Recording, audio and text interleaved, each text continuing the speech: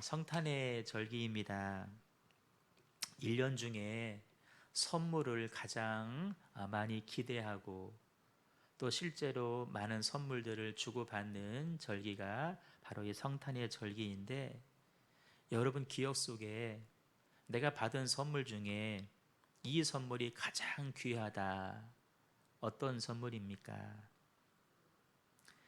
애굽에서 노예 생활을 하던 이스라엘이 하나님 주신 구원의 선물을 받은 절기를 우리는 유월절이라고 이야기를 합니다.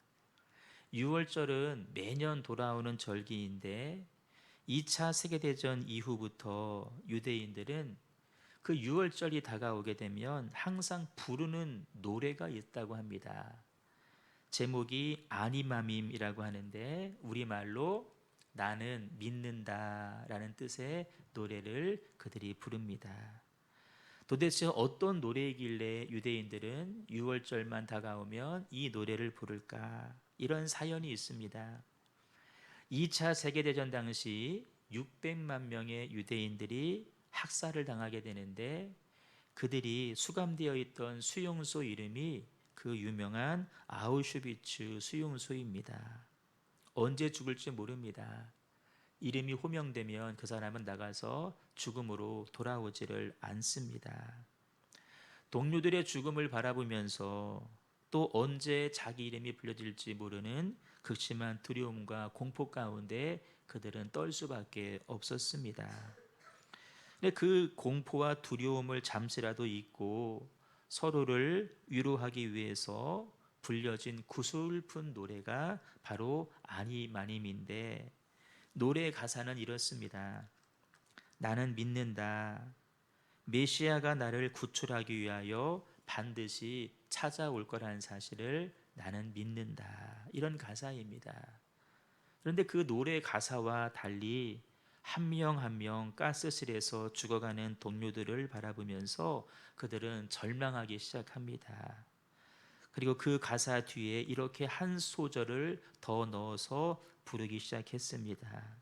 그런데 때로 메시아는 너무 늦게 오신다네. 모든 포로들이 이 첨가된 가사를 부를 때에 한 외과 의사만큼은 절대 그렇게 하지를 않았습니다. 대신에 반드시 메시아가 와서 우리를 구원해 줄 것이다, 그 믿음을 끝까지 잃어버리지를 않았습니다. 이 사람이 누구인가 하면 그 유명한 의미요법의 창시자인 빅터 프랭클린 박사입니다. 죽음을 앞둔 상황입니다. 프랭클린 역시 두려울 수밖에 없습니다. 하지만 그 사람은 자기의 몸과 마음을 단정하게 지켜갑니다. 주워온 유리 조각이 있는데 유리 조각으로 피를 흘리면서까지 면도를 합니다. 자기 몸과 마음을 흐트러지지 않게 하겠다라고 하는 자기 스스로의 다짐이었습니다. 그랬던 그에게 기적이 일어났습니다. 죽지 않고 살아서 수용소를 걸어 나오게 된 것입니다. 수용소 문을 나오면서 그는 마지막 절을 이렇게 고쳐 불렀습니다. 그런데 사람들은 너무 서두른다네. 너무 서둘러서 믿음을 포기할 때가 너무나 많다네. 언제 죽을지 모르는 상황, 그가 붙잡은 것은 눈앞에 펼쳐진 절망적인 상황이 아니라 자기와 함께 하시는 하나님이었고, 그 하나님을 붙잡는 믿음으로 그 고난의 시절을 견뎌냈고 마침내 살아서 수용소를 나올 수가 있었습니다. 힘겨운 이 세상을 살아가는 여러분, 무엇을 붙들며 오늘을 살아가고 계십니까? 코로나 시대 2년을 보내면서 이런 생각들을 해보게 됩니다. 코로나는 세상의 모든 것을 불확실한 시대로 만들어 버렸는데, 그렇게 모든 것이 불확실한 이 시대 가운데 하나님을 알지 못하는 사람들은 과연 무엇을 붙들고 오늘을 살아갈까? 동시대를 살아가는 여러분들은 무엇을 붙들고 무엇에 소망을 걸고 오늘을 살아가고 계십니까? 한 과학자가 하나님을 믿지 못하겠다는 젊은이들에게 해준 재미있는 설명이 있습니다. 10개의 동전이 있습니다. 각각의 동전에 하나는 1이라고 쓰고 하나는 숫자 1을 쓰고 그렇게 10가지를 기록하고 주머니에 넣고 흔듭니다. 그 동전을 하나씩 꺼내는 실험을 하는데 10개의 동전 중 가장 먼저 나온 동전이 1 적힌 동전일 확률은 10개 중에 1개니까 10%입니다. 10분의 1이죠. 다시 집어넣습니다. 이번에는 제일 먼저 뽑힌 동전이 2가 적힌 동전일 확률은 역시 10개 중에 하나니까 10%입니다.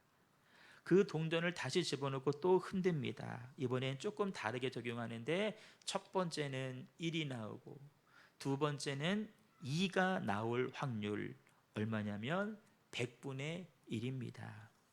이런 식으로 1번 동전부터 10번 동전까지를 차례대로 뽑는 확률 1번 뽑고 2번 뽑고 3번 뽑고 쭉 마지막 10번까지 차례차례 나올 확률은 여러분 얼마인지 아십니까? 100억 분의 1입니다. 수치상으로는 100억 분의 1이지만 실제 이런 일이 일어날 확률은 거의 없습니다. 여러분이라면 이 100억 분의 1, 그 불가능한 확률에 목숨을 거시겠습니까? 아마 그런 사람은 한 사람도 없을 것입니다. 그런데 여기 놀라운 사실이 있습니다. 이 우주에는 동전 10개를 뽑는 일에서도 일어날 수 없는 우연한 일들이 너무나 많이 일어나고 있다는 것입니다. 두 가지 예를 들겠습니다. 지구는 하루에 한 바퀴씩 자전을 합니다. 스스로 돌죠. 지구가 이렇게 돕니다. 태양은 가만히 있죠. 지구가 돌아요. 빛이 비치는 쪽은 낮이고 반대편은 밤입니다. 우리가 낮이면 저 반대편 미국은 밤입니다. 그럴 때 이 지구가 이렇게 한 바퀴 도는데 이 도는 속도가 엄청나게 빠릅니다. 시속 1600km라고 합니다. 우리가 느끼지 못할 뿐이지 지구는 지금도 그 속도로 자전을 하고 있는데 만약에 지구가 이 시속을 자전 속도를 10분의 1로 줄여서 1600km가 아닌 160km로 자전한다고 할 때 어떤 일이 벌어지는지 아십니까? 하루 24시간이 아니라 하루는 240시간이 됩니다. 속도를 10분의 1로 줄이면 그만큼 천천히 돌기 때문에 낮은 10배, 하루는 240시간이 되는 것입니다. 여러분, 낮이 120시간이다 라고 생각할 때에 계속해서 빛이 비추니까 모든 식물들은 다 죽을 것입니다. 우리 사람이라면 적어도 100시간은 일을 해야 됩니다. 견뎌낼 사람 없습니다. 반대로 밤이 120시간입니다. 아우, 잠 많이 잘 수 있겠네. 허리 부러집니다. 근데 지구는 어제나 오늘이나 영원토록 매 시간 1600km의 속도로 자전을 하고 있습니다. 이것이 우연히 이루어진 일일까? 또 하나 소개해 드립니다. 지구와 태양은 일정한 거리를 유지하고 있습니다. 태양의 표면 온도가 6000도라고 합니다. 태양과 지구가 조금만 가까워지면 모든 식물은 다 타버릴 것입니다. 조금만 멀어지면 다 얼어붙게 될 것입니다. 하지만 여전히 태양과 지구는 적정한 거리를 유지하고 있습니다. 이건 역시 우연히 이루어진 일이 아니라는 것입니다. 마지막 하나, 지구가 있는데 여러분 지구 본을 보시면 이만큼 기울어져 있죠. 23도 기울어져 있는데 만약 지구가 똑바로 서 있다고 한다면 바다에서 증발된 수증기가 전부 다 저 북쪽 아니면 남쪽으로 갈 것입니다. 그러면 온 대륙을 얼음덩어리로 만들 것입니다. 기울어져 있기 때문에 사계절이 있다는 것이죠. 더 많은 예를 들 수 있지만 한번 생각해 보십시오. 이와 같은 일들이 우연히 되어졌을까? 사람이 계획한다고 이러한 일들이 이루어질 수 있을까? 성경은 우리들에게 분명히 말씀합니다. 히브리서 3장 4절 말씀 같이 읽습니다. 시작. 집마다 지은 이가 있으니 만물을 지으신 이는 하나님이시니라. 아멘. 모든 집들은 집을 지은 사람이 있지 않느냐. 만물을 지으신 분은 하나님이시다. 사람이 집은 지은 지 얼마 안 돼서도 준공 허가 받고도 비가 셀 수가 있습니다. 무너질 수도 있습니다. 그러나 만물을 지으신 하나님, 만물은 하나님이 지으셨기 때문에, 하나님께서 또 운행하시기 때문에 오차 없이 정확히 진행되고 있다라는 것입니다. 믿지 않는 젊은이들에게 이 이야기를 들려준 그 과학자도 하나님을 믿지 않던 사람이었습니다. 하지만 이런 과학적 사실을 접하면서, 그렇구나, 이 우주는 하나님이 안 계시면 천지의 창조도 혹 지구상에 일어나는 모든 일도 가능하지 않겠구나, 결국 하나님을 믿게 되었다는 것입니다. 근데 여러분, 방금 말씀드린 여러 사례보다 더 놀라운 사실이 있습니다. 그 우주 만물을 지으신 창조주 하나님이 저 멀리 우주 밖에 계신 하나님이 아니라 우리의 곁에서 우리와 함께 하시면서 저와 여러분을 사랑해 주시고 있다는 것입니다. 이게 더 놀라운 사실입니다. 천지 만물을 창조하신 하나님이, 천지 만물과 모든 인생을 주관하시는 하나님께서 지금 나와 함께 하시고 계시다. 그분이 나를 사랑해 주고 계시다. 나를 주목하고 계시고, 나를 응원해 주고 계시고, 나를 지지해 주시고 계시다. 나를 버리지도 아니하시고, 나를 떠나지도 아니하시고, 나와 지금부터 이제부터 영원토록 나와 함께 하신다. 얼마나 놀라운 사실입니까? 이 얼마나 우리를 행복하게 만드는 말씀입니까?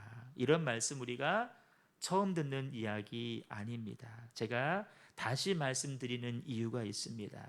또다시 이런 말씀을 들어야 될 이유가 분명합니다. 그만큼 하나님의 사랑은 크다라는 것입니다. 그만큼 하나님의 사랑은 위대하다라는 것입니다. 동시에 우리 모두에게는 그 사랑이 필요하다라는 것입니다. 그 사랑이 필요하지 않은 사람은 단 한 사람도 없다라는 것입니다. 본문 말씀입니다.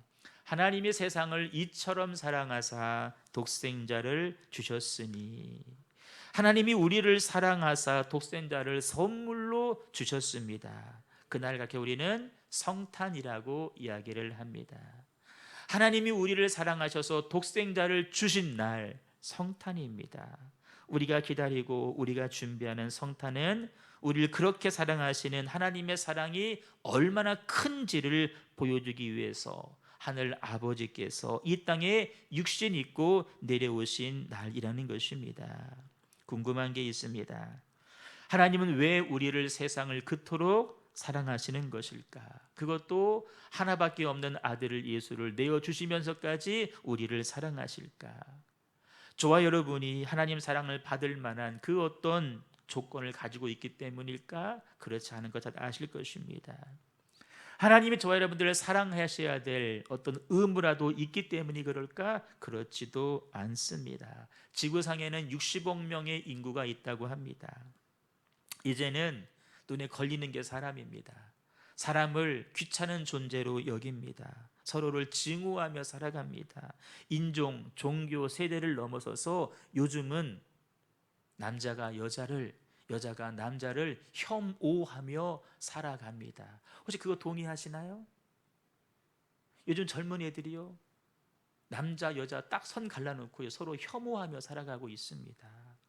그게 요즘 세상인데 왜 하나님은 그런 시류와 상관하지 아니하고 우리를 한결같이 사랑하실까? 도대체 우리가 뭐길래, 우리에게 어떤 가치가 있길래 왜 우리를 바라보실 때마다 귀하다고, 존귀하다고, 사랑스럽다라고 말씀하실까? 그것은 우리의 무슨 자격 조건 때문이 아닙니다. 하나님의 성품이기 때문에 그렇습니다. 말씀이 있습니다. 시작. 하나님이 우리를 사랑하시는 사랑을 우리가 알고 믿었노니 하나님은 사랑이시라. 아멘. 따르 하나님은 사랑이시라. 이 하나님의 성품 때문입니다. 자격 없는 자를 향한 하나님의 사랑, 우린 이걸 가리켜서 은혜라고 말합니다. 말로 표현할 수 없는 하나님의 끝없는 사랑이 한없는 은혜로 우리에게 부어지고 있는 줄로 믿습니다. 하나님은 우리를 사랑하시는 하나님이십니다. 세상에 나 하나밖에 없는 것처럼 우리를 사랑하시는 하나님이십니다. 지금도 우리를 향해서 짝사랑의 열병을 앓으시는 하나님이십니다. 우리의 삶 모든 것이 하나님의 은혜가 아니고 무엇이겠습니까? 하나님이 나를 사랑하신다, 하나님의 나 같은 존재를 사랑하신다, 이게 기적이 아니고 무엇이겠습니까? 우리를 사랑하시는 하나님, 그런데 아무리 그 사랑을 말해줘도 사람이 그것을 믿지를 않습니다. 하나님은 눈에 보이지 않는다고, 내 손에 잡히지 않는다고 하나님의 사랑을 받아들이지를 않습니다. 구약시대를 살아갔던 수많은 사람들, 메시아를 기다린 사람들도 있었지만 대부분 사람들은 하나님을 떠나 살아갔습니다. 그래 보다 못한 하나님께서 인간의 몸을 빌려 인간의 모습으로 이 땅에 오기로 마음을 먹으셨습니다. 우리는 이 날을 가리켜서 성탄이라고 말하고, 말씀이신 하나님께서, 영이신 하나님께서 육신을 입고 이 땅에 오셨다, 이걸 가리켜서 성육신이라고 이야기를 하는 것입니다. 성탄과 성육신 이해되시나요? 하나님 사랑의 결정체를 우리에게 보여주시기로 작정한 날이 바로 성탄의 날이고, 말씀이신 하나님이, 영이신 하나님께서 육신을 입으신 것을 가리켜서 성육신이라고 이야기를 하는 것입니다. 그렇게 우리에게 오신 하나님, 우리에게 보내주신 예수님, 그분은 천지 만물을 지으신 하나님이시기에, 온 우주 만물의 질서를 주관하시는 분이시기에, 그 하나님이, 하나님 보내신 예수님이 우리가 받은 최고의 선물인 줄로 믿습니다. 여러분, 예수님은 우리가 받은 최고의 선물입니다. 하나님 보내신 독생자 예수 그리스도가 저와 여러분이 받은 선물 중에 가장 크고 가장 귀한 선물인 줄로 믿습니다. 왜 예수님께서 가장 귀하고 가장 큰 선물일까? 이 세 가지 이유 때문에 그렇습니다. 말씀 있습니다. 시작. 온갖 좋은 은사와 온전한 선물이 다 위로부터 빛들의 아버지께로부터 내려오나니 아멘. 이 땅에서 가장 좋은 것들은 다 위로부터, 하늘로부터, 빛들의 아버지께로부터 내려오는데, 예수님은 하나님과 근본 본체이시요 하나님의 가장 귀한 독생자이시기 때문에, 예수님은 하나님 자신이시기 때문에, 하나님께서 보내주셨기 때문에 예수님이 최고의 선물인 줄로 믿습니다. 따라 예수님은 하나님이 보내셨습니다. 어떤 사람, 이런 사람 봤습니다. 시계를 막 자랑합니다.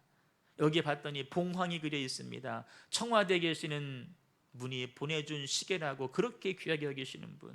여러분, 청와대에 계시는 분 5년짜리입니다. 5년짜리 임시 계약직입니다. 정규직도 아니에요. 5년짜리예요. 그분이 준 시계라고 그렇게 잘 때도 풀르지도 않고 계시는 분 더러 봤습니다. 그렇게 고마워하는데, 하늘에 계신 하나님께서 보내신 선물이니 얼마나 고마운 선물이고 얼마나 귀한 선물이겠습니까? 그 귀한 예수님을 우리들에게 주셨으니 그 예수님을 영접한 우리는 또 얼마나 귀한 선물을 받은 사람입니까?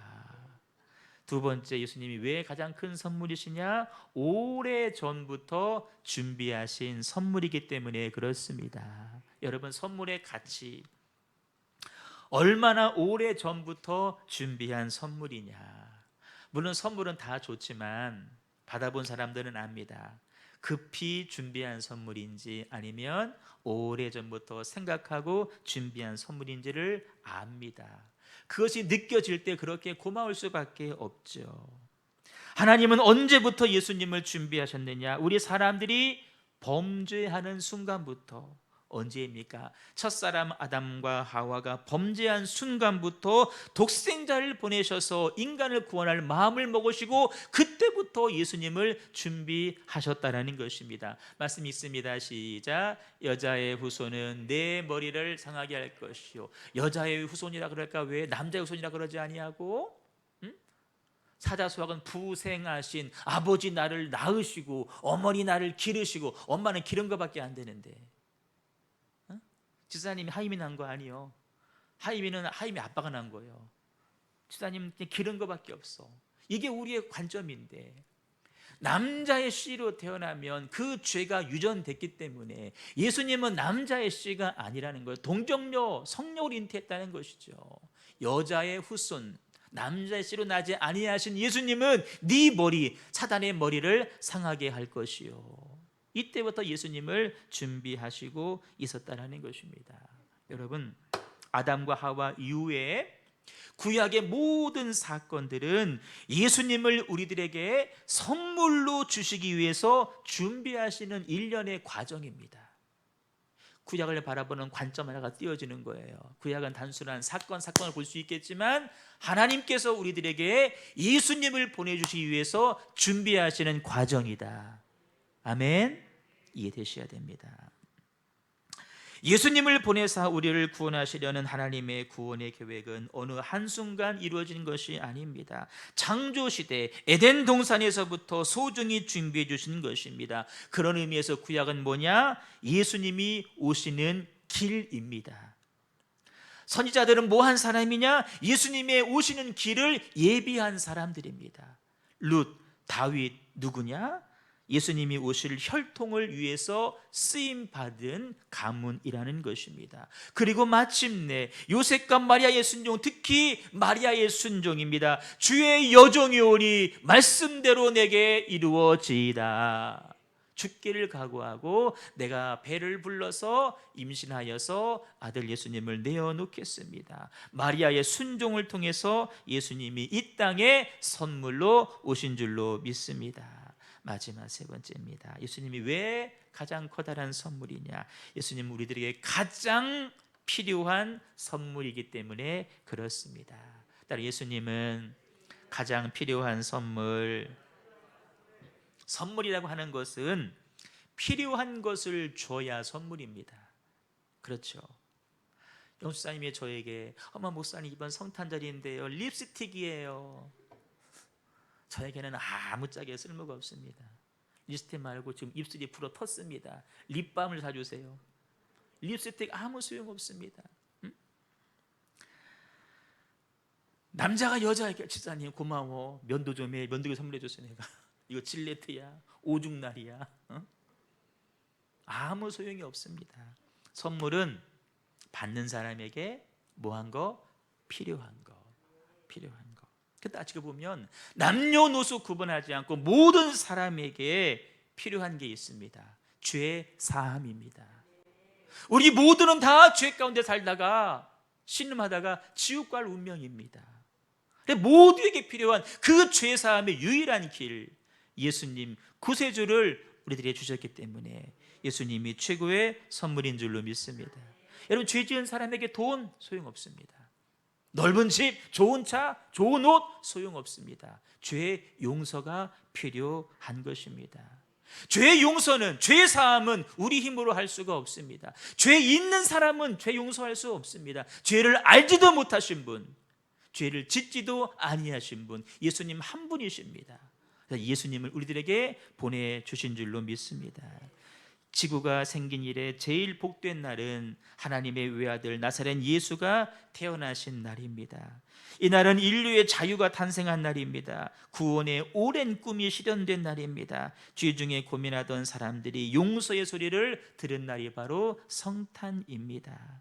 하나님은 그 소중하신 독생자를 보내 나 대신 죽음의 자리에 내어주셨습니다. 나를 죽일 수가 없어서 아들 예수를 대신 죽이셨습니다. 나를 저주받게 할 수 없으셔서 아들 예수를 대신 저주받게 하셨습니다. 말씀을 정리하죠. 정확히 13일이 지나면 우리에게 가장 큰 선물이신, 가장 필요하신 선물이신 구세주 예수님이 이 땅에 육신 입고 오신 성탄입니다. 무엇을 소망하십니까? 무엇을 기대하십니까? 금년 성탄절에 어떤 선물 받기를 원하십니까? 썩어 없어질 땅의 것이 아닙니다. 썩지 아니할 영생을 주실 예수님을 소망하며 살아가시는 저 여러분 되시기를 주님의 이름으로 축복합니다. 예수님을 소망하시고 예수님의 영이신 성령님을 사모하시고 예수님 허락하실 영생수를 사모하시는, 땅에 기름진 것도 소망해야 되겠지만 먼저 하늘의 신령한 복들을 소망하시는 저 여러분 되시기를 주님의 이름으로 축복합니다. 지난주 읽었던 말씀 다시 한번 눈 크게 뜨시고 한번 읽겠습니다. 시작. 그러므로 너희가 그리스도와 함께 다시 살리심을 받았으면 위의 것을 찾으라. 거기는 그리스도께서 하나님 우편에 앉아 계시느니라.